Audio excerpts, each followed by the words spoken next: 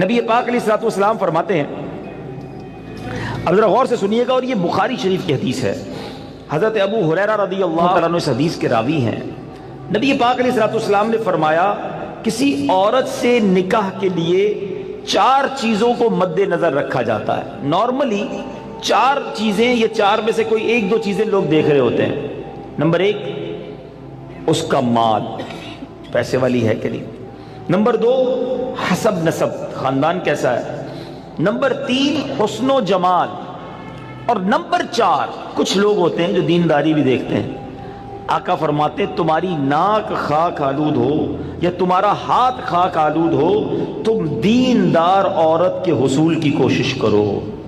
یعنی دینداری کو فوقیت دینی چاہیے۔ احادیث کا یہ مضمون بھی ملتا ہے کہ جو کسی عورت سے عزت کے لیے شادی کرے وہ ذلیل کر دیا جاتا ہے، کوئی دولت کے لیے شادی کرے وہ غریب اور فقیر کر دیا جائے گا، اور جو دینداری کے لیے شادی کرتا ہے اللہ اسے عروج، برکت اور خوشیاں عطا فرماتا ہے۔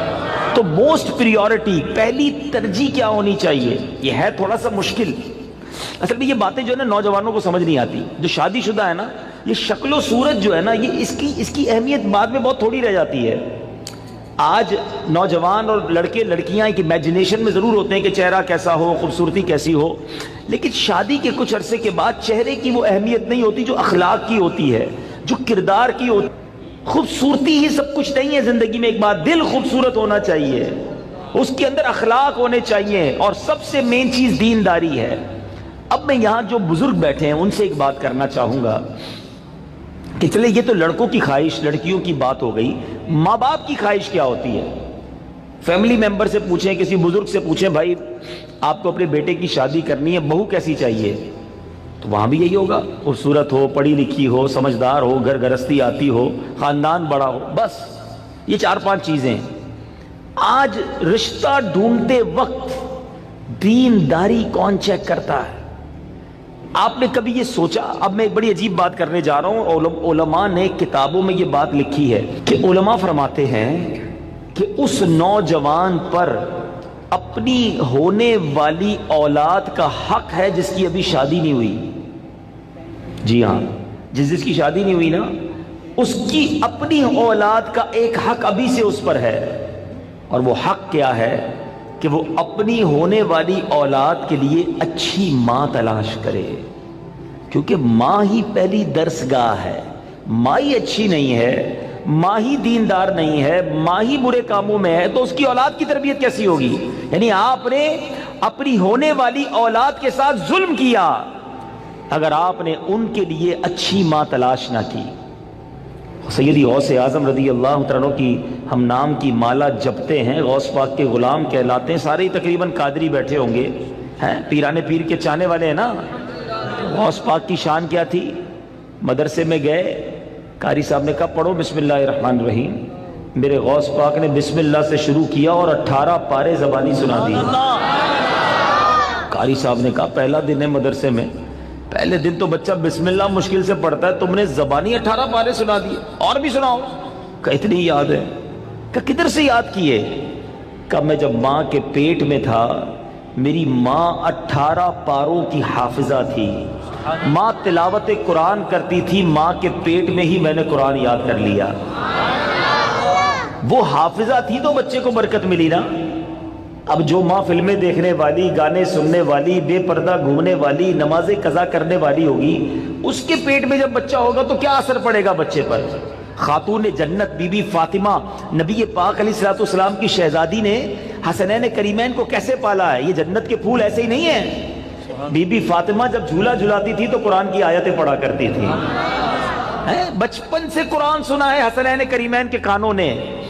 ہمارے بچے کیا سنیں گے اگر ماں دیندار نہ ہوئی؟ صرف خوبصورتی، صرف پیسہ، صرف جہیز۔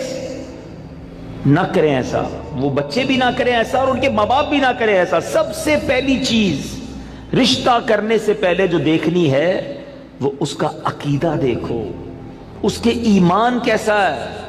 بہت زبردست خوبصورت بھی ہے، پیسہ بھی ہے، جہیز بھی لائے گی، مگر اللہ رسول کے بارے میں عقیدہ اچھا نہیں ہے، اولیاء کے بارے میں کچھ اور سوچتی ہے، غوث پاک کی 11ویں منانے کو شرک سمجھتی ہے، اگر ایسی عورت ہے جو میلاد منانے کو جناب بدعت سمجھتی ہے، اگر ایسی عورت تمہارے گھر میں آ گئی جو صحابہ کرام یا اہل بیت اطہار کے بارے میں برے خیالات رکھتی ہے، بتاؤ نا کس کام کا اس کا پیسہ، کس کام کی اس کی خوبصورتی جو میرے پورے گھر کے عقیدے کو برباد کر کے رکھ دے۔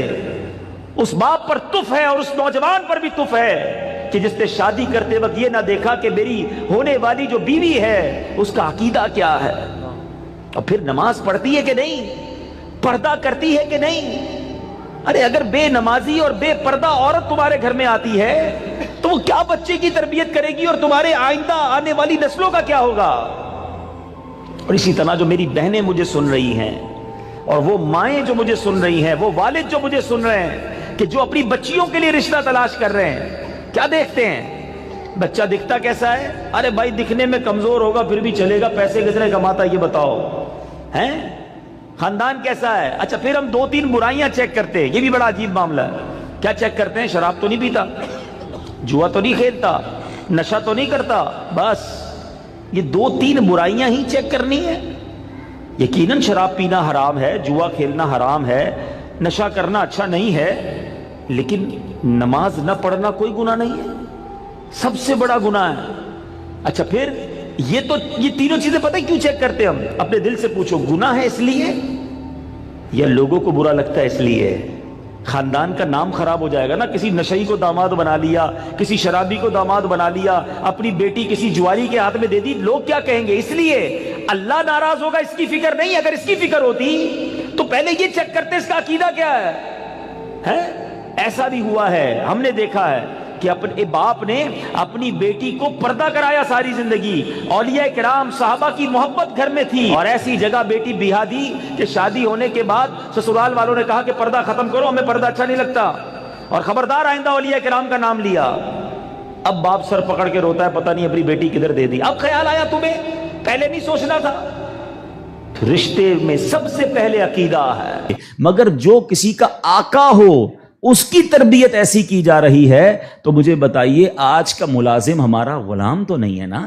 آج تو ہم نے اس سے ایک وقت کا اجارہ کیا ہے کہ جناب آپ 8 گھنٹے کے لیے میرے پاس آئیں گے اور پرٹیکولرلی یہ کام کریں گے، جو کام دیا میں اس سے وہ کام لے سکتا ہوں، نہ میرا وہ زر خرید غلام ہے، شام کو جا کر وہ کچھ بھی کرے اس کا میرا کوئی کانٹریکٹ ہی نہیں ہے۔ مگر اس کے باوجود جو آج ملازمین کے ساتھ سلوک کیا جاتا ہے، غلام کے ساتھ اچھا سلوک کرنے کا اسلام درس دیتا ہے، تو ملازمین کے ساتھ تو اس سے بڑھ کر اچھا سلوک کرنا ہوگا نا، کیونکہ وہ تو غلام بھی نہیں ہے۔ مگر آج غریب ملازمین کے ساتھ جس طرح بعض لوگ بیہیو کرتے ہیں، میں ایسا نہیں کہتا کہ سارے لوگ کرتے ہیں، ماشاءاللہ کچھ ہم نے دیکھا، چاہے وہ فیکٹری اونرز ہوں یا مالکان ہوں کاروبار کے، وہ بچوں جیسا سلوک کرتے ہیں، اور کرنا بھی یہی چاہیے۔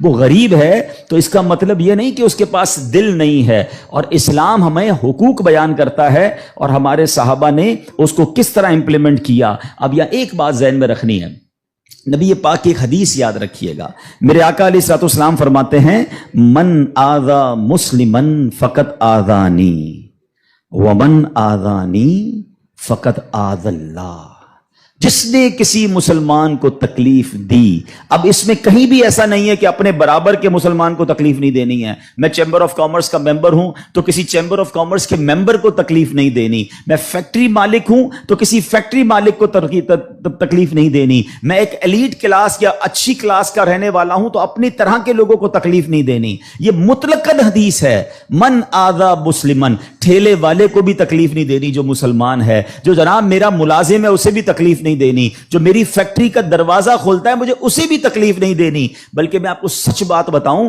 یہ وہ لوگ ہوتے ہیں کہ جن کے ساتھ اچھا سلوک کر کے ہم اپنے رب کو بہت راضی کر سکتے ہیں۔ اب ایک اور واقعہ سنیے، اور سبحان اللہ یہ واقعہ بھی حضرت بلال حبشی ہی سے ریلیٹ کرتا ہے۔ اب آپ ایک اور بات سمجھیے، حضرت بلال حبشی کا بیک گراؤنڈ کیا تھا؟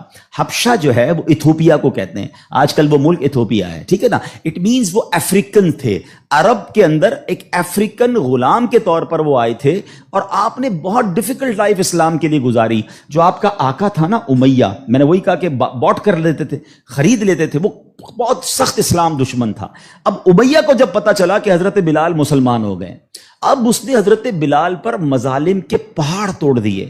ابھی حیدرآباد میں ہم لوگ موجود ہیں, گرمی کا سیزن ہے, ہم شاید 10 منٹ بھی باہر گرمی میں کھڑے نہ رہ سکیں اس وقت, لیکن مکے کی گرمی, جن کو جو گئے مکے مدینے میں, حضرت بلال کو تپتی ریت پر وہ لٹاتا تھا. اجر عطا فرمائے حضرت ابو بکر صدیق رضی اللہ تعالیٰ عنہ کو. دیکھیں حضرت ابو بکر صدیق بھی بزنس مین تھے. یہ میرا ٹاپک نہیں ہے, ورنہ ایک بہت خوبصورت یہ بھی ٹاپک ہے کہ ہمارے صحابہ جو بزنس مین تھے انہوں نے کہاں کہاں پیسے خرچ کیے. میں اور آپ بھی کرتے ہیں, but what a right investment they did on that time. Hazrat Usman غنی کی انویسٹمنٹ دیکھیں, آج بھی حضرت عثمان غنی کا وقف مدینے میں جاری ہے, آپ کے علم میں ہوگا. بہرحال حضرت ابو بکر صدیق گئے اور امیہ سے کہا کہ بلال مجھے بیچ دو.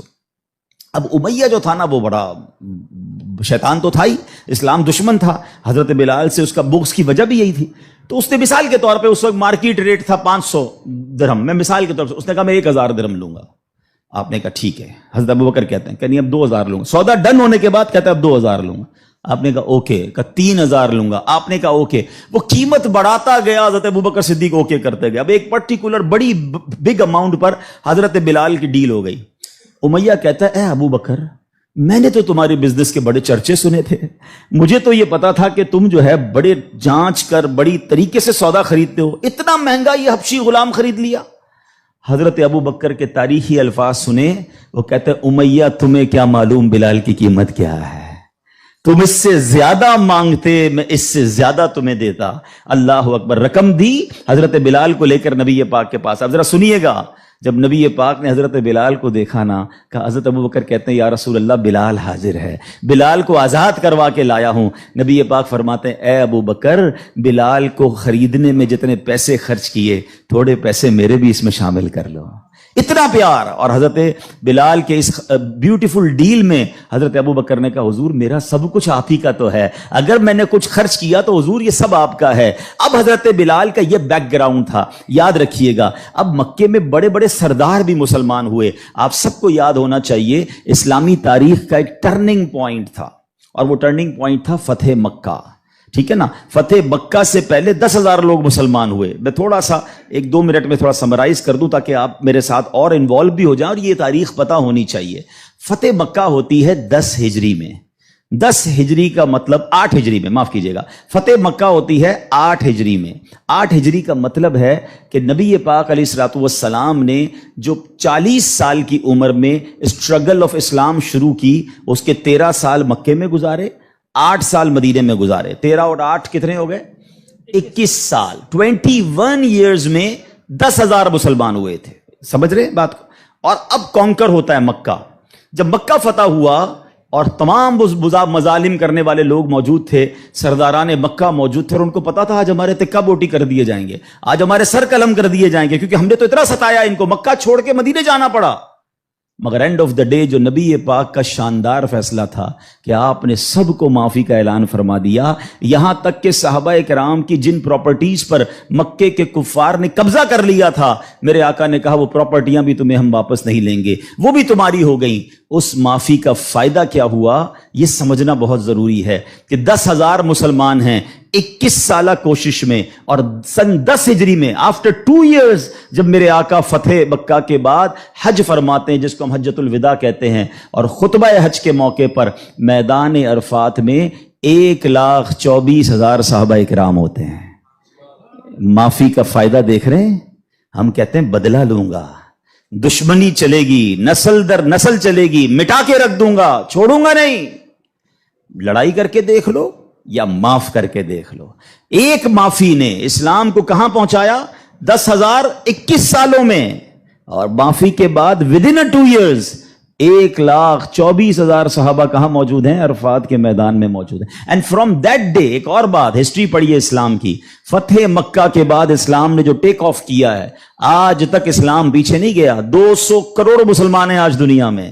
یہ فیضان ہے فتح مکہ کے اس اعلان کا, لا تثریب علیکم اليوم, آج تم سب آزاد ہو, تم سے کوئی سوال نہیں ہوگا. اور اس کے بعد سے اسلام کو جو عروج ملا. لیکن بھائی تربیت کا ٹائم تھا نا, جب یہ فتح مکہ ہو گیا نا, تو پیارے آقا علیہ الصلوۃ والسلام نے اب مکے کی چابی, کعبے کی چابی ملی, اور اب کعبے کی چھت پہ اذان دینی تھی. یعنی ایک طرح سے یہ ایک وکٹری کا اعلان تھا.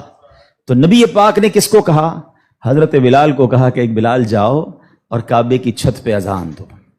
اب جو سرداران مکہ تھے نا، وہ کہتے ہیں یار ہم اتنے بڑے بڑے سردار، اتنی بڑی فیملی سے تعلق رکھنے والے ہیں، اتنا پیسہ ہمارے پاس، اتنے بڑے قبیلے کے سربراہ، اور آج اتنے عظیم موقع پر جو فتح مکہ کے بعد اذان دینے کا موقع، وہ بھی کعبے کی چھت پر، وہ کس کو دیا جا رہا ہے؟ ایک حبشی غلام کو۔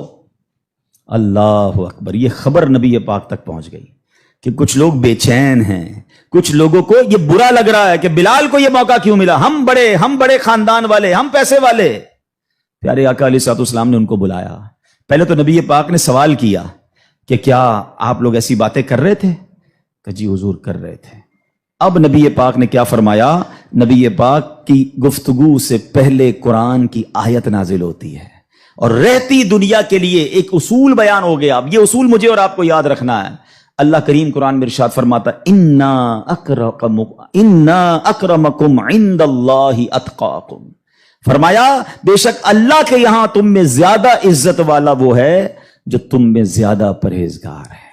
یہ وہ فارمولہ ہے جو مجھے یاد رکھنا ہے۔ پیسے والا زیادہ عزت والا نہیں ہے، جناب میں فلاں چیمبر کا صدر تو وزیر نائب صدر تو فلاں علاقے کا ہیڈ تو جناب قومی اسمبلی کا ممبر تو منسٹر یا جناب مل اونر، نہیں، فلاں خاندان میرے سر نیم میں یہ نیم لگتا ہے جس کی وجہ سے میرا بہت بڑا خاندان ہے۔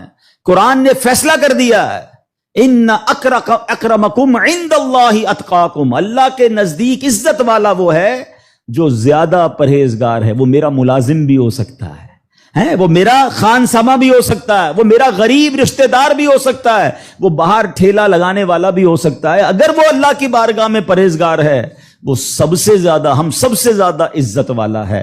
اور یہی اسلام کا حسن ہے۔ اچھا مزے کی بات یہ ہے، ایک طرف تو یہ حسن ہم پریکٹیکلی بھی پریکٹس کرتے ہیں۔ مثال کے طور پہ بعض اوقات آفس میں نماز کا ٹائم ہو گیا اور ہمارے کسی ملازم میں کوئی باشرہ ہے یا حافظ صاحب ہے یا اچھا تلاوت کرنے والا ہے، ہم اس کو کہتے ہیں حضرت آپ نماز پڑھا دیں۔ بالکل اچھی بات، یہ تو اعلان ہے نا کہ بھائی آپ سیٹ ہیں، آپ پیچھے ہیں، اور امامت کون کر رہا ہے؟ ایک نارمل سا انسان ہے، لیکن وہ عبادت گزار ہے، اس کو قرآن آتا ہے، مگر صرف نماز کی حد تک۔ امام صاحب نے نماز پڑھا دی، پھر جا کر اس سے وہی انداز اختیار کرنا ہے جو عام ملازمین سے کرنا ہے؟ نہیں، یہ فارمولہ ہمیں اسلام سکھا رہا ہے۔ تو یہاں میرا جو آج ٹاپک ہے کہ سیٹ اور ملازم میں فرق، یہ ہمیں نہیں کرنا ہے۔ ٹھیک ہے، کاروبار ہے، آپ اس سے کام لیں، آپ اس سے اجرت پر کام لے رہے ہیں، مگر آپ نے اسے خریدا نہیں ہے، اور اگر خرید بھی لیا ہے تو اس کے اوپر زیادتی کی اجازت نہیں ہے۔ مگر آج چونکہ غریب لوگ ہیں، بیچاروں کو جاب ملتی نہیں، تو جو منہ میں آیا کہہ دیتے ہیں، جس طرح ڈانٹنا ہے ڈانٹ دیتے ہیں، اور بعض اوقات تو گالیاں نکالتے ہیں۔ مجھے یاد ہے ایک صاحب مجھے ملے اور مجھے جو ہے وہ میں نے پوچھا، ایسے تھوڑا سا کلوز تھے، کہ یار آپ کی سیلری کتنی ہے؟ اب یہ تھوڑی چند سالوں پرانی بات ہے۔ He is not that much professional, normal سا انسان تھا، منشی ٹائپ کے جیسے ہوتے ہیں نا۔ تو کہتے 80,000 تنخواہ ہے۔ میں نے کہا ماشاءاللہ تنخواہ تو اچھی ہے۔ تو کہتے ہیں 40,000 کام کے ہیں، 40,000 گالیوں کے ہیں۔ تو میں حیران ہو گیا، کہتا صبح سے شام گالیاں سنتا ہوں بھی بھائی، کیا کروں، غریب آدمی ہوں، پیسے اچھے ملتے ہیں اس لیے چھوڑ نہیں سکتا۔ اب میں نے سوچا کہ وہ جو مالک ہے، وہ جو سیٹ ہے، وہ قیامت کے دن کیا جواب دے گا؟ کیا پیسے دے کر گالی دینے کی تمہیں اجازت مل گئی ہے؟ کیا ذلیل کرنے کی اجازت مل گئی؟ ایسا نہ کریں پلیز۔ ہمارا اسلام ہمیں بہت خوبصورت مساوات کا درس دیتا ہے، اور غریب لوگ تو زیادہ ڈیزرو کرتے ہیں انہیں پیار کرنے کا۔ نبی پاک علیہ الصلوۃ والسلام کو، اب میرے آقا کا انداز دیکھیے گا، صحابہ بھی تو غریب تھے نا۔ اب صحابہ میں ایک بہت بڑی تعداد تھی جو اصحاب صفہ کے تھے۔ اصحاب صفہ آپ گئے ہوں گے مدینہ شریف، اللہ بار بار ہم سب کو حاضری عطا فرمائے۔ وہاں ایک بینچ، ایک چبوترا بنا ہوا ہے۔ یہ جو اصحاب صفہ تھے نا، یاد رکھیے گا، یہ اپروکسیمیٹلی 70 کے قریب ہوتے تھے، ان کی تعداد پلس مائنس ہوتی تھی۔ ان میں بہت بڑا نام حضرت ابو ہریرہ رضی اللہ تعالیٰ عنہ کا بھی ہے۔ یہ صحابہ اتنے غریب تھے کہ ان کے پاس گھر نہیں ہوتا تھا، ان کے پاس پہننے کے لیے پورے کپڑے بھی نہیں ہوتے تھے، ایک لباس، ایک چادر پہن کے بعض اوقات بیٹھے ہوتے، مگر شوق کیا تھا کہ علم دین سیکھنا ہے، نبی پاک علیہ الصلوۃ والسلام سے تربیت لینی ہے۔ تو کھانا بھی پیارے آقا انہیں بھجوا دیتے، اور نبی پاک ان کے ساتھ رہتے تھے۔ اب ذرا یاد رکھیے گا، صحابہ کرام کچھ تھے جو مزدوری کا کام کرتے تھے۔ ہمارے ساتھ بھی کبھی کبھی ہوتا ہے کہ یار کوئی محنت مزدوری والا آئے تو اس کے کپڑوں سے اسمیل آتی ہے، کپڑے پرانے ہوتے ہیں، بدبو آ رہی ہوتی ہے، ہم اس سے دور ہو جاتے ہیں۔ اب کیا ہوا کہ نبی پاک علیہ الصلوۃ والسلام کے پاس کچھ ایسے لوگ آ کر بیٹھنا شروع ہوئے جب پیارے آقا اللہ کا ذکر کر رہے ہوتے تھے کہ بال بکھرے ہوتے تھے، پہننے کے لیے کپڑا ہوتا تھا اور ان کی اسمیل بھی آتی تھی، کپڑوں سے مہک بھی آتی تھی. تو نبی پاک علیہ الصلوۃ والسلام نے فرمایا الحمدللہ الذی جعل فی امتی من امری ان اصبر نفسی معہم، سب تعریف اللہ پاک کے لیے ہیں جس نے میری امت میں ایسے لوگ پیدا فرمائے جن کے ساتھ اپنی جان مانوس رکھنے کا مجھے حکم دیا گیا ہے. اور یہ حکم اللہ نے قرآن مجید فرقان حمید میں دیا، وَاصْبِرْ نَفْسَكَ مَعَ الَّذِينَ يَدْعُونَ رَبَّهُمْ بِالْغَدَاةِ وَالْعَشِيِّ يُرِيدُونَ وَجْهَهُ، اور اپنی جان کو ان لوگوں کے ساتھ مانوس رکھ جو صبح و شام اپنے رب کو پکارتے ہیں، اس کی رضا چاہتے ہیں، غریب ہیں مگر نیک ہیں، اللہ کی رضا چاہتے ہیں، ذکر الہی کرتے ہیں. آقا فرماتے نبی پاک ان مزدوروں کے ساتھ بیٹھ جایا کرتے تھے. اور آج بعض اوقات ہم اپنے ساتھ ایسے لوگوں کو بٹھانا پسند نہیں کرتے، بہت معذرت کے ساتھ. یہ تکبر کی نشانی ہے. تکبر کہتے ہی تو اسی کو ہے نا کہ اپنے سے کسی کو ذلیل سمجھنا. اور try to understand the severity of proud. یہ جو تکبر ہے نا، یہ اتنا خطرناک گناہ ہے کہ سب سے پہلے تو یہ سمجھیے کہ کائنات میں سب سے پہلا گناہ کیا ہوا تھا؟ تکبر ہوا تھا اور حسد ہوا تھا. یہ اتنے پرانے گناہ شیطان نے کیا تھا. شیطان کوئی پہلے سے ہی اللہ کا نافرمان نہیں تھا. 40,000 سال اس نے عبادت کی، جنت کا خزانچی تھا، فرشتوں کا استاد تھا، معلم الملکوت تھا. once in a lifetime he did proud. ایک بار تکبر کیا، حضرت آدم کو سجدہ کرنے سے انکار کیا نا. جملہ کیا تھا اس کا؟ قرآن میں موجود ہے نا، انا خیر من، اے اللہ میں اس سے بہتر ہوں. خلقتنی من نار وخلقتہ من طین، تو نے مجھے آگ سے بنایا اور اس کو مٹی سے بنایا، میں تو اس سے بہتر ہوں. Actually this is the definition of تکبر. یہی تعریف ہے. مسلمانوں کو اسلام کے بارے میں پتہ ہی کچھ نہیں ہے. اور اچھا جنہوں نے ایمان پر حملہ کرنا ہے ان کو سب پتا ہے، ان کو پتا ہے ان کو کیسے بہکانا ہے، ان کو پتا ہے ان کے دل میں شک کی پن کیسے چبونی ہے. تو خدارا یہ بات سمجھیے کہ اس وقت باقاعدہ ایسے لوگ، ایسے ادارے کام کر رہے ہیں کہ کسی طرح مسلمانوں کا ایمان چھین لیا جائے، ان کو اپنے رب سے ہی جناب یقین ختم کر دیا جائے، اسلام سے ہی ان کو ہلا دیا جائے، مگر فکر ہی کسی کو نہیں ہے. امام عشق و محبت اعلیٰ حضرت نے 100 سال پہلے یہ بات کہی تھی. بتاؤ وہ 100 سال پہلے کے معاملات تھے، اب اور کتنے خطرناک ہو گئے. آپ نے لکھا تھا سونا جنگل رات اندھیری، چھائی بدلی کالی ہے، سونے والو جاگتے رہیو چوروں کی رکھوالی ہے. انہوں نے سمجھایا تھا کہ چور رکھوالے بن گئے ہیں، آپ کو اسلام کے لبادے میں اسلام کی بات کرنے آئیں گے اور ایمان لوٹ کے چلے جائیں گے، پتہ بھی نہیں چلے گا. کہتے ہیں آنکھ سے کاجل صاف چرا لیں یا وہ چور بلا کے ہیں. کیا محاورہ استعمال کیا ہے. آنکھ میں جب کاجل لگا ہوا ہو تو کون نکال سکتا ہے؟ آنکھ سے کاجل صاف چرا لیں یا وہ چور بلا کے ہیں. تیری گٹھڑی تاکی ہے اور تو نے نیند نکالی ہے. یہ دور غفلت کی نیند سونے کا نہیں ہے. ہمارے بچوں کو کتنا پتا ہے اسلام کے بارے میں، خود ہمیں کتنا معلوم ہے. لیکن یقین بزرگوں کا کیسا تھا کہ جناب ان کو آگ میں ڈال دیا جاتا تھا، وہ آگ باغ بن جاتی تھی. یقیناً آج کے دور میں یہ ٹیسٹ نہیں کریں گے ہم. اب یہ بھی نہ ہو کہ جناب کوئی کہے چلو جناب اسلام یقین جو ہے میرا، اسلام حق پر ہے کہ نہیں، آگ میں جاتا ہوں، آگ نہیں جلائے گی مجھے. پہلا ایسے یقین بھی تو لائے نا. یہ امتحان اور ٹیسٹ کرنا ہمارا کام نہیں، یہ اللہ والوں کا انداز ہوتا تھا. بڑی خوبصورت بات سمجھیے گا کہ ہمیں کس طرح اللہ پر بھروسہ رکھنا ہے. ایک شخص نے حضرت عیسیٰ سے کہا آپ اللہ پر کامل بھروسہ کرتے ہیں؟ کہا بالکل کرتا ہوں. کہا پھر پہاڑ سے کود جائیں، اللہ نے بچانا ہوگا تو تمہیں بچا لے گا. آپ کا رب بچاتا ہے کہ نہیں بچاتا دیکھتے ہیں. کیا خوبصورت جواب دیا حضرت عیسیٰ علیہ السلام نے. آپ فرماتے ہیں اللہ پر بھروسہ ضرور رکھتا ہوں مگر اللہ کا امتحان نہیں لیتا ہوں. تو یہ بھی بات سمجھنے والی ہے. اس طرح کے ٹیسٹ نہیں لیے جاتے اپنے آپ پر، مگر ان واقعات سے سیکھنا کیا ہے کہ یقین کیسا ہونا چاہیے، رب کے فیصلوں پر اطمینان کیسا ہونا چاہیے. سبحان اللہ. انہی حضرت ابراہیم علیہ السلام کا ایک اور واقعہ ہے نا. ایک قافلہ تھا، 3 افراد ہیں، بلکہ اس میں سبحان اللہ 4 افراد ہیں. حضرت ابراہیم، حضرت اسماعیل، بی بی ہاجرہ، اور چوتھے کون تھے؟ حضرت جبرائیل. حضرت جبرائیل راستہ بتا رہے ہیں. یہ پورا قافلہ پیچھے پیچھے جا رہا ہے. کہاں جا رہا ہے؟ حضرت جبرائیل سے حضرت ابراہیم کو اتنا شوق تھا، پوچھتے ہیں اے جبرائیل ہماری منزل آ گئی؟ کہتے ہیں ابھی اور آگے. ہماری منزل آ گئی؟ کہتے ہیں ابھی اور آگے. لکو دک صحرا میں ایک ٹیلے پر جا کر، کون سی جگہ تھی جہاں آج مکہ آباد ہے؟ کچھ بھی نہیں تھا، کعبہ بھی نہیں تھا. اسی ٹیلے والی جگہ پر بعد میں کعبہ بنایا گیا. بالکل صحرا ہے، نہ پانی ہے نہ کھانا ہے. حضرت جبرائیل نے بتایا اے ابراہیم تمہارا مقام آ گیا ہے. حضرت ابراہیم کی اطاعت دیکھیں کہ وہ بیٹا جو 99 سال کی عمر میں دعاؤں کے بعد ملا ہے. حضرت اسماعیل آپ کو 99 سال دعا کرتے کرتے گزر گئے، پھر ملے تھے، مگر حکم کیا تھا کہ اپنے بیٹے کو اپنی زوجہ کو وہاں چھوڑ آؤ. حضرت ابراہیم اپنی زوجہ کو اپنے بیٹے کو جب چھوڑ کر جاتے، تھوڑے سے کھجورے ہیں، پانی ہے، تو بی بی ہاجرہ کیا کہتی ہیں؟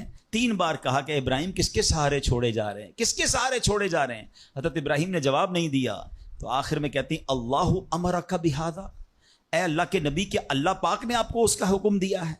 آپ نے کہا مجھے رب نے حکم دیا ہے. اب یقین دیکھیں اس خاتون کا، اس ماں کا یقین دیکھیں جس کا چھوٹا بچہ ساتھ ہے، دودھ پیتا بچہ ساتھ ہے، نہ کوئی انسان نہ پرندہ.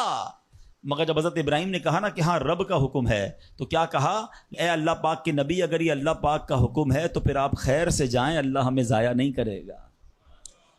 رب کا حکم ہے نا، پھر کھانا بھی اسی نے دینا ہے، پانی بھی اس نے دینا ہے، ہماری حفاظت بھی اسی نے کرنی ہے. آئے ہائے یقین کیسا تھا کہ وہ رب رحمان قدرتوں والا ہے. اللہ وہ ہے جو مردے سے زندہ نکال سکتا ہے. اللہ وہ ہے جو دن سے رات کو بناتا ہے، رات سے دن کو بناتا ہے. اللہ پاک وہ ہے جو بنجر زمین کو سرسبز و شاداب بنا دیتا ہے. یہ وہی رب ہے جو صحرا سے چشمے نکال دیتا ہے. اللہ پر یقین تھا کہ اگر پانی نہیں تو کیا ہوا، پانی بھی اسی کی نعمت ہے، وہی عطا فرمانے والا ہے. ارے یہاں کھانا نہیں تو کیا ہوا، رزق دینے والا تو موجود ہے. سبحان اللہ. اور ایسا ہی ہوا، کہا اب خیر سے جائیے، اللہ ہمیں ضائع نہیں کرے گا.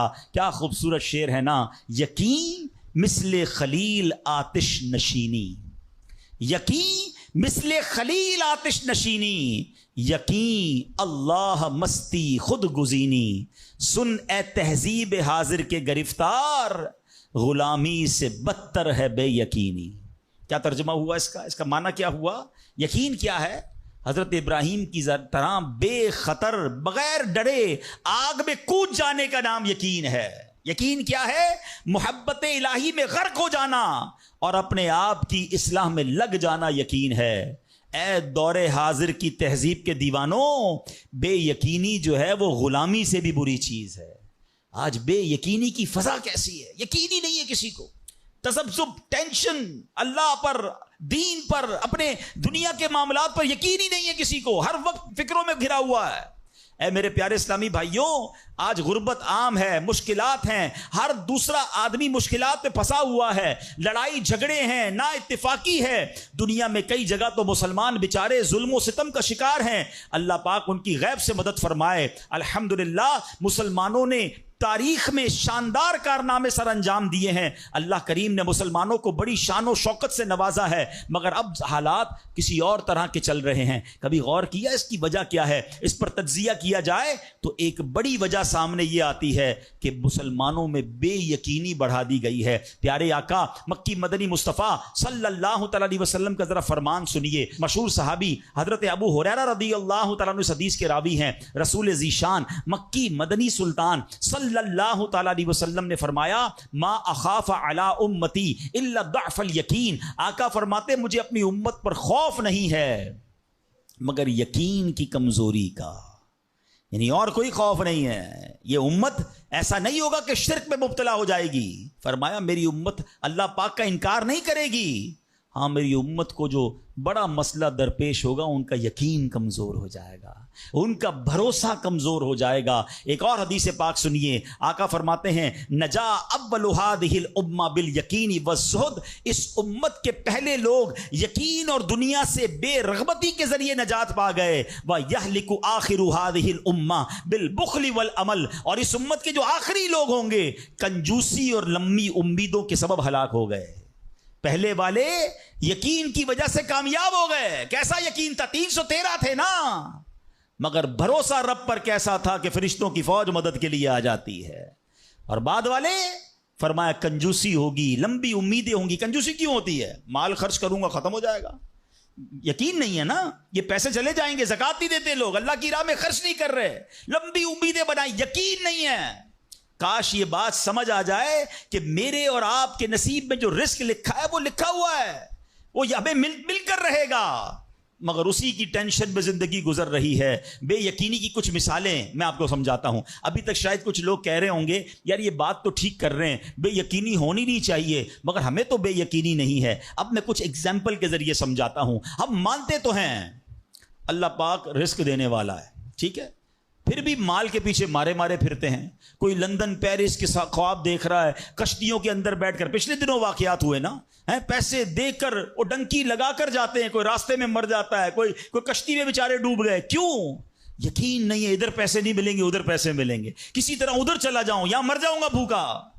ذرا غور کیجئے اے میرے پیارے اسلام بھائی, کو سود کا کام کرتا ہے. کیوں کرتا ہے سود کا کام؟ یقین نہیں ہے نا کہ حلال کماؤں گا تو پیچھے رہ جاؤں گا. ملاوٹ, رشوت, ڈاکہ, چوری, اگر ان تمام غلط کاموں کے پیچھے آپ دیکھیں تو یقین نہیں ہوتا کہ یار ملاوٹ نہیں کروں گا تو مال نہیں بکے گا, پیسے والا کیسے بنوں گا, غریب ہی رہ جاؤں گا. یقین ختم ہو گیا ہے, جس کی وجہ سے ہر دوسرے آدمی کو جناب غلط کام کرنا ہے. آگے چلیے, ہم مانتے ہیں نماز دنیا بھی سنوار دیتی ہے, آخرت بھی سنوار دیتی ہے. سنتے بھی ہیں, بولتے بھی ہیں, مگر نماز پر دنیا کو ترجیح دیتے ہیں. یار نماز پڑھوں گا تو کاروبار پہ, دکان پہ کون بیٹھے گا؟ نماز پتہ ہے آخرت اور دنیا سنوار دے گی, یقین نہیں ہے. اسی طرح ہم مانتے ہیں کہ مسلمان کی ترقی قرآن پر عمل کرنے میں ہے, مگر نہ قرآن خود پڑھتے ہیں نہ اپنے بچوں کو پڑھاتے ہیں. ہم مانتے ہیں کہ اللہ پاک دعائیں قبول فرماتا ہے, مگر بے یقینی ہے. اول تو دعا مانگتے نہیں ہیں, اور مانگتے ہیں تو یقینی نہیں ہوتا. اب یقین کریں, علماء نے لکھا ہے کہ جو بندہ بغیر یقین کے ساتھ دعا مانگتا ہے نا, اس کی دعا قبول ہی نہیں ہوتی ہے. یعنی مثال دیتا ہوں, آپ بیمار ہیں یا پریشان ہیں یا کوئی مشکل میں ہیں, دعا کرتے ہوئے یہ خیال آ رہا ہے یار مسئلہ حل ہونا تو نہیں ہے, چلو پھر بھی مانگ لیتے ہیں. علماء کہتے ہیں حل ہی نہیں ہونا ہے, تمہیں رب پر ہی بھروسہ نہیں ہے. اب مثال دیتا ہوں اس کو ایک بلا تمثیل. آپ کا کوئی ملازم ہے, اس کو پیسوں کی ضرورت ہے, اور وہ آپ کے پاس آ کے کہتا ہے صاحب 5,000 روپے کی ضرورت ہے, مجھے لگتا تو نہیں آپ دیں گے, چلیں پھر بھی آپ سے مانگ ہی لیتا ہوں. آپ بتائیں آپ اس کو پیسے دیں گے یا ڈانٹ دیں گے کہ جب تمہیں مجھ پر یقین ہی نہیں ہے تو آئے کیوں میرے پاس, مجھے لگتا تو نہیں آپ میری مدد کریں گے, چلیں پھر بھی آپ سے کہہ دیتا ہوں میری مدد. پہلے ہی آپ نے اس بندے کو ناراض کر دیا نا. ہم کہتے نہیں ہیں, مگر ہماری بے یقینی یہ کہہ رہی ہوتی ہے, اور اللہ سے دعا کر رہے ہوتے ہیں کہ اللہ مجھے امید تو نہیں تو دے گا, پھر بھی میں مانگ رہا ہوں. توبہ توبہ توبہ. یقین پتہ ہے کیسے کام کرواتا ہے؟ ایک بڑا پیارا واقعہ ہے. ایک گاؤں میں بارش نہیں ہو رہی تھی اور لوگ پیاسے مر رہے تھے, کئی سال ہو گئے بارش نہیں ہو رہی تھی. آخرکار گاؤں والوں نے پلان کیا کہ سارے گاؤں والے جمع ہوتے ہیں اور مل کر دعا کرتے ہیں, نماز استسقاء, اور اس کا ایک پورا طریقہ ہے دعا کا. ایک قطرہ بارش کا نہیں پڑ رہا تھا, مویشی بھی پیاسے, لوگ بھی پیاسے, کنویں بھی سوکھ گئے تھے. اب جب گراؤنڈ میں لوگ جمع ہوئے نا, تو ایک نوجوان ہاتھ میں چھتری لے کر آیا. لوگ اس کا مذاق اڑانے لگے, ارے اللہ کے بندے سالوں ہو گئے بارش نہیں ہوئی ہیں, تم چھتری لے کر آئے ہو. تو کہتا مانگنے کس سے آیا ہوں, اس رب نے بارش تو دینی ہے, واپسی کیا بھیگتا ہوا جاؤں گا. اور علماء کہتے ہیں جب دعا شروع ہوتی ہے تو اتنی بارش ہوتی ہے کہ پورا گاؤں بھیگتا جاتا ہے, وہ نوجوان چھتری کے سائے میں جا رہا ہے. فرمایا یہ اس نوجوان کا یقین تھا جس کی وجہ سے یہ بارش ہوئی ہے. کاش یہ بات سمجھ آ جائے. ارے رب پر بھروسہ نہیں کرو گے تو کس پر بھروسہ کرو گے؟ اپنے دین پر, اللہ رسول کے فرمان پر ہی ہمیں بھروسہ نہیں ہے. غور کیجئے, یہ یقین لے آؤ واپس, زندگی میں موج آ جائے گا, زندگی اتنی پرسکون ہو جانی ہے. اگر اللہ کے فیصلوں پر یقین آ جائے, اللہ کی عطاؤں پر یقین ہو جائے, آخرت کے وعدوں پر یقین ہو جائے, نبی پاک کی حدیثوں پر یقین ہو جائے. اعلیٰ حضرت رحمۃ اللہ تعالی علیہ کا کیسا یقین تھا. ایک بار غالباً اپنی والدہ کے ساتھ حج پر جا رہے تھے. وہ اس زمانے میں پانی کے شپ جاتے تھے, اتنا زبردست رف سی ہو گیا, طوفان آ گیا, لوگ ڈر گئے, کلمے پڑھنے لگے, یہاں تک کہ لوگوں نے کفن نکال لیے کہ چلو کفن پہن لے, ڈوبنے والا ہے جہاز. اعلیٰ حضرت امام اہل سنت مفتی ہیں, ٹھیک ہے نا, اتنے بڑے مفتی ہوتے ہوئے آپ نے بھی والدہ کو کہا میں اللہ کی قسم کھا کر کہتا ہوں جہاز نہیں ڈوبے گا. تھوڑی دیر ہوئی تو ایسا ہی ہوا, جہاز کو کام ڈاؤن ہو گیا, سب خیر سے پہنچ گیا. تو ماں نے کہا بیٹا اتنی بڑی قسم کیسے کھا لی تم نے؟ کہ میں نے نبی پاک علیہ الصلوۃ والسلام کا فرمان سنا ہے, جو کشتی میں بیٹھ کر یہ دعا پڑھ لے, بسم اللہ مجریہا و مرساہا ان ربی لغفور الرحیم, وہ کشتی نہیں ڈوبے گی. میں اللہ کی قسم کھا کے کہتا ہوں کہ میرے نبی نے فرمایا نا, وہ یقین تھا. ہم کتنی بار دعا پڑھتے ہیں, مگر دعا پڑھ کے بھی کہتے ہیں پتہ نہیں قبول ہوگی نہیں ہوگی, پڑھ لیتے ہیں. یہ والی چیز نکال دیں. وظیفے ہمارے کیوں نہیں لگتے؟ لوگ کہتے ہیں وظیفہ پڑھ رہا ہوں مسئلہ حل نہیں ہو رہا، تعویذ لیا پھر بھی مسئلہ، تعویذ پہنتے وقت بھی خیال ہی ہوتا ہے چلو یار پہن لیتے ہیں پتہ نہیں ہونا ہے نہیں ہو، تو کچھ نہیں ہونا، وظیفہ پڑھ لیں اور کہہ رہے پتہ نہیں ہوتا. پہلے یقین لائیں. اچھا ڈاکٹر بھی یہی کہتے ہیں، یہ صرف اب یہ وظائف اور ان چیزوں میں نہیں، آپ اگر ڈاکٹر پر بھی یقین نہ رکھیں نا کہ یار اس کی دوائی پتہ نہیں کام کرتی ہے نہیں کرتی، کیونکہ بہت ساری چیزوں کے پیچھے یقین، ول پاور. بڑا خوبصورت جملہ میں نے کتاب میں پڑھا تھا کہ جو لوگ کہتے ہیں یہ ہو جائے گا ان سے ہو جاتا ہے، جو لوگ کہتے ہیں یہ نہیں ہوگا ان سے نہیں ہوتا ہے. کاش یہ بات سمجھ آ جائے آپ کو.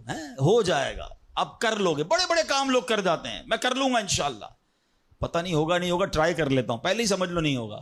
اندر حوصلہ تو لائیں نا، یقین تو لائیں. اگر رب پر ہی بھروسہ نہیں ہوگا تو ہم کدھر جائیں گے؟ اب ذرا سنیے گا، امیر اہل سنت نے ایک بڑا پیارا واقعہ اپنے رسالے میں لکھا کہ ایک ڈاکوؤں کا گروہ جو تھا ڈکیتی کے لیے ایک جگہ پہنچا، تو وہاں کھجور کے 3 درخت تھے. ایک درخت خشک تھا یعنی اس میں پھل نہیں لگے ہوئے تھے، دوسرا درخت پھلدار تھا. تو ڈاکوؤں کا سردار نے دیکھا کہ ایک چڑیا جو ہے وہ پھلدار درخت سے اڑتی ہے، خشک درخت پر جاتی ہے، واپس پھلدار درخت پہ آتی ہے، پھر خشک درخت پر جاتی ہے. تو اس نے کہا چکر لگائی جا رہی ہے، کوئی ماجرا ہے. تو اس نے غور سے دیکھا تو کیا دیکھا کہ وہ چڑیا جو ہے وہ پھلدار درخت سے جو ہے وہ کھجور لیتی ہے، اور جب خشک درخت پر جاتی ہے تو وہاں ایک اندھا سانپ منہ کھولے بیٹھا ہے. وہ چڑیا جا کر اس کے منہ میں کھجور ڈال کے آتی ہے، پھر دوبارہ جاتی ہے کھجور لا کر پھر اس سانپ کے منہ میں ڈالتی ہے. وہ جب ڈاکوؤں نے دیکھا تو وہ تو حیران ہو گیا، رونے لگ گیا کہ اے اللہ پاک، یہ وہ جانور ہے سانپ جس کو مارنے کا حکم تیرے پیارے حبیب علیہ الصلوۃ والسلام نے دیا ہے، کیونکہ یہ مسلمانوں کو تکلیف پہنچاتا ہے. مگر تو نے جب اس کی آنکھیں لی تو اس کے رزق کا انتظام کر دیا اور ایک چڑیا کی ڈیوٹی لگا دی کہ وہ جا کر اس کو کھانا پہنچائے. تو میں تو اشرف المخلوقات ہوں، میں تیرے بندوں کو لوٹ رہا ہوں، اے اللہ تو میری توبہ قبول فرما، میں آئندہ ایسا نہیں کروں گا. یہ رونے لگا.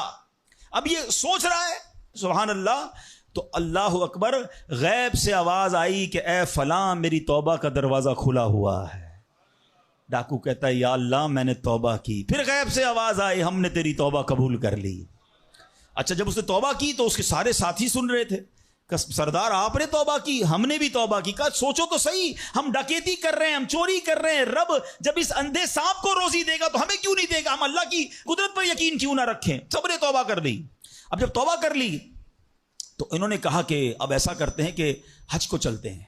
سارا قافلہ بنا کر ڈاکوؤں کا قافلہ توبہ کر کے چلا حج کرنے کو. جب مکہ پاک کے قریب پہنچے نا تو وہاں ایک نابینا بڑھیا تھی، وہ ہر قافلے والے سے اس ڈاکوؤں کے سردار کا نام لے کے پوچھتی تھی وہ بندہ آیا تو ڈاکوؤں کا جب قافلہ ہے تو کہا میں ہی تو وہ ہوں. تو کہا یہ میرے کپڑے تمہارے لیے ہیں. بولا آپ مجھے کپڑے کیوں دے رہی ہیں؟ کہا میرا ایک بیٹا تھا اور وہ بیٹا جو ہے اس کے کچھ دن پہلے، بڑا نیک بیٹا تھا میرا، کچھ دن پہلے اس بیٹے کا انتقال ہوا ہے، یہ اسی کے کپڑے ہیں. 3 دن سے مسلسل نبی پاک علیہ الصلوۃ والسلام میرے خواب میں تشریف لا رہے ہیں اور فرما رہے ہیں کہ اس نام کا بندہ آئے گا، اس کو یہ کپڑے دے دینا. ہائے ہائے، ذرا سوچو تو صحیح، جب رب توبہ قبول کرتا ہے تو مرتبے کیسے بڑھا دیتا ہے. کاش یہ بات سمجھ آ جائے. اللہ سے بندہ جب دوستی کر لیتا ہے نا، اللہ پچھلے گناہ معاف فرما دیتا ہے، بلکہ اللہ راضی ہو جائے تو گناہوں کو نیکیوں میں بدل دیتا ہے. مگر کیسے اس ڈاکو کو توبہ نصیب ہوئی؟ یقین. کاش حرام کمانے والا، سود کا کام کرنے والا، کاش رشوت لینے والا، ڈاکہ ڈالنے والا، چوری کرنے والا یہ سوچے کہ میں کیوں کر رہا ہوں، ملاوٹ کرنے والا سوچے. اللہ پر بھروسہ تو رکھو یار، رب نے میرا نصیب لکھا ہوا، جو میرے نصیب میں مجھے مل کر رہے گا. کاش یہ بات سمجھ آ جائے. صدیق اکبر رضی اللہ تعالیٰ مسلمانوں کے پہلے خلیفہ، جب آپ نے یہ آیت پڑھی نا قرآن پاک میں، اللہ ارشاد فرماتا ہے وما من دابۃ فی الارض الا علی اللہ رزقها. اللہ فرماتا ہے اور زمین پر چلنے والا کوئی جاندار ایسا نہیں جس کا رزق اللہ کے ذمہ کرم پر نہ ہو. آپ فرماتے ہیں کہ جب سے میں نے یہ آیت پڑھ لی، خدا کی قسم میں نے روزی کی فکر کرنا چھوڑ دی ہے. کہ جب اللہ نے ہر کسی کا رزق اپنے ذمے پہ لے لیا تو مجھے کس بات کی ٹینشن ہے. کاش ہمیں یہ بات سمجھ آ جائے کہ ہمیں اب ذرا غور کریں. ابھی یہ اجتماع ختم ہوگا، اگر میں آپ سب کو کہوں کہ بتائیں آپ کے لیے کیا دعا کروانی ہے، تو تقریباً 70-80% لوگوں نے پتہ ہے کیا کہنا ہے؟ حضور روزی میں برکت کی دعا کر دیں، کاروبار میں برکت کی دعا کر دیں، نوکری نہیں لگ رہی اس کی دعا کر دیں. میں نہیں کہتا یہ دعا نہیں کرنی چاہیے، اللہ سے نہیں مانگیں گے تو کس سے مانگیں گے؟ لیکن کوئی تو کہے کہ میری ایمان پر موت کے لیے دعا کر دیں، میری قبر جنت کا باغ بن جائے اس کے لیے دعا کر دیں، میں آخرت میں جاؤں تو اللہ مجھ سے راضی ہو جائے اس کے لیے دعا کر دیں. فرق دیکھیں، میری اور آپ کی ٹینشن کیا ہے؟ دنیا، روزی، مال، حالانکہ اس کا وعدہ ہے، دانے دانے پر لکھا ہے کھانے والے کا نام، مجھے مل کر رہے گا. مگر اللہ نے مغفرت کا وعدہ نہیں کیا ہے. اس کی دعا کہاں ہے؟ اس کی ٹینشن کیوں نہیں ہے؟ ایسے کئی لوگ مجھے بھی ملے، آپ کو بھی ملے ہوں گے، یار رات کو نیند نہیں آ رہی، کیوں؟ بس یار کاروبار کی ٹینشن بہت ہے. کبھی زندگی میں ایک رات میری اور آپ کی ایسی گزری کہ اس ٹینشن میں نیند نہ آئی ہو کہ قبر میں جاؤں گا تو قبر جنت کا باغ بنے گی یا دوزخ کا گھڑا بنے گی؟ کلمے والی موت ملے گی کہ نہیں؟ جنت میں جاؤں گا یا دوزخ میں جاؤں گا؟ میزان عمل پر جب اعمال تولے جائیں گے، گناہ کا پلڑا بھاری ہوگا یا نیکیوں کا پلڑا بھاری ہوگا؟ یار آج جون جولائی کی گرمی، ہیٹ اسٹروک کی باتیں ہو رہی ہیں، 50 ڈگری میں حال برا ہو گیا. سورج 1 میل پر جب ہوگا اور لوگوں کی پیاس زبان سے باہر زبانیں آئیں گی، مجھے جام کوثر نہ ملا تو میرا کیا بنے گا؟ کبھی اس کی ٹینشن، اس کا وعدہ نہیں ہے. یہ اللہ سے دعا کرنی ہے، اس کے لیے کوشش کرنی ہے. ساری زندگی ایک ہی ٹینشن، چھوٹا گھر ہے تو بڑا کرنا ہے، کاروبار کو وسیع کرنا ہے، اور آمدنی. اور میں نہیں کہتا دعا نہ کریں، کوشش نہ کریں، خدا نہ خواستہ اس کا کوئی یہ مطلب ڈالے کہ چلو بھائی اب تو اللہ نے اپنے ذمہ کرم پر لے لیا تو اب کوئی کام کاج نہیں کرنا. نہیں، دنیا عالم اسباب ہے، اسباب کا کشکول لے کر بارگاہ الہی میں جانا ہے اور توکل والے انداز میں دعا کرنی ہے تو اپنی رحمت کے سمندر سے ہمارے اسباب کے کشکول میں وہ ہماری روزی عطا فرمائے گا. اسباب اختیار ضرور کرنے، مگر اسی فکر میں زندگی تو برباد نہ کر دینا کہ سارا صبح سے لے کر شام تک ایک ہی ٹینشن. بھروسہ رکھے رب پر، یقین رکھے رب پر. آج حال یہ ہے، بچہ پیدا ہو جائے تو ٹینشن، او ہو اب میرا بچہ ہو گیا، اس کی آگے پرورش میں کیسے کروں گا، اس کی تعلیم کا کیا ہوگا، اور خاص طور پہ بچی پیدا ہو جائے تو ایسے بدبخت لوگ ہیں کہ اب جناب بیوی کو برا بھلا کہہ رہے ہیں، خاندان میں جھگڑے ہو رہے ہیں بچی کی پیدائش پر کہ اب اس کی شادی کیسے ہوگی، یہ تو بوجھ آ گئی ہے. معاذ اللہ. سمجھ نہیں آتی کہ جس رب نے بچی دی ہے انشاءاللہ رزق بھی وہی دے گا، اسباب بھی وہی دے گا. ارے جب اس نے مجھے پالا ہے وہ اس کو بھی پالے گا.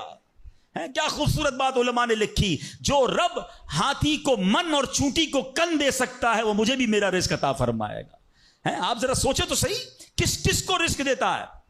حدیث پاک کا مضمون ہے تم اللہ پر بھروسہ کرو، جیسا بھروسہ کرنے کا حق ہے وہ تمہیں ایسے روزی دے گا جیسے پرندوں کو روزی دیتا ہے. پرندوں کو سمجھتے کتنی کیسے روزی ملتی ہے؟ کبھی گھونسلے دیکھیں پرندوں کے؟ اچھا پہلے تو یہی نہیں پتا، کراچی والوں کو تو پرندے دیکھنے کو نہیں ملتے. ہم نے درخت کاٹ کے پورا شہری کنکریٹ کا جنگل بنا دیا. ورنہ یہ پوچھے بزرگوں سے، ہم بھی چھوٹے تھے تتلیاں بھی دکھتی تھیں، صبح مدرسے اسکول جاتے تھے تو کوئل کی آواز بھی آتی تھی. اب تو کراچی والوں کے ہارن کی آواز آتی ہے ہم کو. اب تو یہ پرندے بھی چلے گئے. کہاں چلے گئے؟ ہم نے درخت کاٹے، ہمیں اندازہ ہی نہیں کہ درخت ہے کیا. آج گاڑی پارک کرنے کے لیے ہر بندہ درخت کا سایہ ڈھونڈ رہا ہے مگر درخت لگاتا نہیں ہے. کاش یہ بات سمجھ آ جائے کہ جتنے درخت لگتے جائیں گے شہر یا ملک خوشگوار بھی ہوگا، موسم بھی کول ڈاؤن ہو جائے گا. یہ جو آج ہم کہتے ہیں نا اتنی گرمی بڑھتی جا رہی ہے، اس کی ایک بڑی وجہ یہ ہے، یہ میرا موضوع نہیں ہے، لیکن جو موسم کا تغیرات، کلائمیٹ ڈس آرڈر ہے. کاش یہ بات سمجھ آئے کہ پلانٹیشن نہیں ہم کر رہے، ہم پودے نہیں لگاتے بلکہ پودے کاٹ دیتے ہیں. کتنے درخت کاٹے، کتنے جنگل ختم کر دیے ہم نے. الحمدللہ دعوت اسلامی کا شعبہ FGRF، اب پلانٹیشن ہم کرتے چلے جا رہے ہیں. 30 لاکھ پودے لگائے مگر یہ تھوڑے ہیں. کاش میری یہ بات لوگ سن رہے ہوں کہ اگر آپ نے اپنے آنے والی نسلوں کو خوشگوار موسم دینا ہے، اچھے حالات دینے ہیں، ٹھنڈی چھاؤں دینی ہے، آکسیجن کی فیکٹریاں دینی ہیں، تو ہم سب کو کم از کم ایک پودا لگانا چاہیے. 24 کروڑ پاکستانی سب صرف ایک پودا لگائیں اور اس پودے کو درخت بنائیں، صرف پودے کو بچے کی طرح پالیں. آپ یقین کریں ہمارا ملک ایک پورا ملکی باغ بن جائے گا. تو اب ذرا سوچیں کہ ہمیں یہ بات سمجھنی ہے کہ یہ گھونسلے، یہ جو حدیث میں سنا رہا تھا بات کہاں سے چلی کہ اللہ پرندوں کو کیسے رزق دیتا ہے. آپ کو پتا پرندے کتنے؟ ایک تحقیق کے مطابق اس دنیا میں جتنے انسان ہوتے ہیں نا ملٹی پلائی بائی 10 جانور ہوتے ہیں. اگر 800 کروڑ انسان ہیں، 8 ارب کے قریب آبادی ہو گئی دنیا کی، 800 کروڑ 8 ارب، تو آپ سمجھو کہ 80 ارب جانور ہیں دنیا میں. اور کہا جاتا ہے ملٹی پلائی بائی 10 کریں اس کو تو اتنے پرندے ہوتے ہیں. یعنی اس کا مطلب 800 ارب کم و بیش پرندے ہیں دنیا میں. آپ نے پرندوں کے گھونسلے دیکھے کبھی؟ یہ جب گھر سے صبح اڑتے ہیں نا اپنے گھونسلے سے، سب کے پیٹ خالی ہوتے ہیں، گھونسلے میں کوئی کبڈ نہیں ہوتی ہے، کوئی شام کا دوسرے دن کا چارہ نہیں ہوتا ہے، بچے چھوٹے چھوٹے چھوڑ کر جاتے ہیں، مگر یہ 800 ارب پرندے جب شام کو گھونسلے میں آتے ہیں اللہ سب کو رزق دے چکا ہوتا ہے۔ کوئی پرندہ دنیا میں بھوکا نہیں سوتا۔ کیا خوبصورت بات، سمجھو اس کا مزہ لو نا۔ رب ہاتھی کو من دیتا ہے، اس کو ہاتھی کو کتنا کھانا چاہیے؟ دنیا میں کتنے ہاتھی ہوں گے، اس کو روز کے منو کھانا مل جاتا ہے، اور چونٹی کو کن چاہیے ہوتا ہے چھوٹا سا، وہ رب اس کو کن بھی دے دیتا ہے، پرندوں کو روزی دے دیتا ہے۔ اور جو اشرف المخلوقات ہیں وہ ٹینشن کھا رہے ہیں، وہ کبھی بلڈ پریشر کی گولی، تو کبھی شوگر کی گولی، کبھی ڈاکٹر کے پاس، ٹینشن بہت ہے ڈاکٹر صاحب 2 سال بعد کیا ہوگا، مارکیٹ ڈاؤن۔ ارے بھائی تب سب چیزوں کا وعدہ ہے۔